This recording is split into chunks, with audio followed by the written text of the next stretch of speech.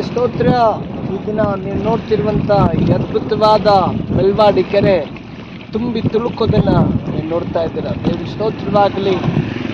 ದೇವರು ಸುಮಾರು ವರ್ಷಗಳಿಂದ ಅಂದರೆ 2009ನೇ ಇಸ್ವಿಯಲ್ಲಿ ನಾವು ಜೋಗಲ್ಗೆ ಬಂದಾಗ ಈ ಕೆರೆ ಎಷ್ಟೋ ವರ್ಷಗಳಿಂದ ಖಾಲಿಯಾಗಿ ಒಣಗಿ ಹೋಗಿದ್ದುದನ್ನು ನಾವು ನೋಡಿದೆವು. ಆದರೆ 2010 ಸೇವೆಯನ್ನು ಆರಂಭಿಸಿದ ವರ್ಷ ದೇವರ ಅದ್ಭುತವಾದ ರೀತಿಯಲ್ಲಿ ಕೆರೆ ಹಿಂಗೆ ತುಂಬುವಂತೆಯೂ ಅದು ಕೋಡಿ ಬೀಳುವಂತೆ ದೇವರ ಅದ್ಭುತವನ್ನು ಮಾಡಿದರು.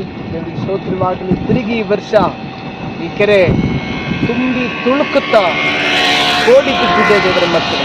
ಹಾಗಾದರೆ ದೇವರು ನಿಜವಾಗಿ ನಮ್ಮ ಜೀವಿತದಲ್ಲಿ ಕೂಡ ಅಲ್ಪ ಸ್ವಲ್ಪವಲ್ಲ, ಕೀರ್ತನೆ 23ನೇ ಅಧ್ಯಾಯದಲ್ಲಿ ನನ್ನ ಪಾತ್ರೆಯು ತುಂಬಿ ಹೊರಸೂಸುವಂತೆ ಮಾಡ್ತೇನೆ ಎಂಬುದಾಗಿ ವಾಗ್ದಾನ ಮಾಡಿದ ದೇವರು ನಿಮ್ಮ ಜೀವಿತದಲ್ಲಿ ಕೂಡ ಈ ಸ್ವಲ್ಪವನ್ನು ಕೊಡದೆ ಅಥವಾ ಅರ್ಧ ಕೊಡದೆ ಕಾಲು ಭಾಗ ಕೊಡದೆ, ಹೇಗೆ ಬೆಳ್ವಾಡಿ ಕೆರೆ ತುಂಬಿ ಅದರ 2 ಭಾಗಗಳ ಕೋಡಿಗಳನ್ನ ನೋಡುವುದಾದರೆ ತುಂಬಿ ಹೊರಚಲ್ಲುತ್ತಿರುವಂಥ ನೀರನ್ನು ನೀವು ಕಾಣಬಹುದು. ಹಾಗಾದರೆ ಇದೇ ರೀತಿಯಲ್ಲಿ ಸರ್ವಶಕ್ತನಾದ ದೇವರ ಮೇಲೆ ನಂಬಿಕೆ ಇಟ್ಟು ಆತನನ್ನು ಪ್ರೀತಿಸುವವರಿಗಾಗಿ ದೇವರು ಕಾಲು ಭಾಗವಲ್ಲ, ಅರ್ಧ ಭಾಗವಲ್ಲ, ಅಥವಾ ಅತೃಪ್ತಿಯ ಆಶೀರ್ವಾದವಲ್ಲ, ತುಂಬಿ ಹೊರಚಲ್ಲುವಂಥ ಆಶೀರ್ವಾದವನ್ನು ದೇವರು ನಿಮ್ಮ ಜೀವಿತಕ್ಕೆ ತಂದು ಕೊಡುವ ಆತನಾಗಿದ್ದಾನೆ. ಅಂಥ ದೇವರಾದ ಯೇಸು ಕ್ರಿಸ್ತನ ಮೇಲೆ ನಂಬಿಕೆ ಇಟ್ಟವರಾಗಿ, ಭರವಸವಿಟ್ಟವರಾಗಿ ಆತನನ್ನು ಯಥಾರ್ಥ ಹೃದಯದಿಂದ ಪ್ರೀತಿಸಿರಿ, ಸ್ತುತಿಸಿರಿ, ಆರಾಧಿಸಿರಿ.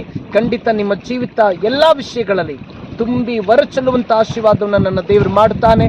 ದೇವರು ನಿಮ್ಮನ್ನು ಆಶೀರ್ವದಿಸಲಿ. God bless you. Have a nice day.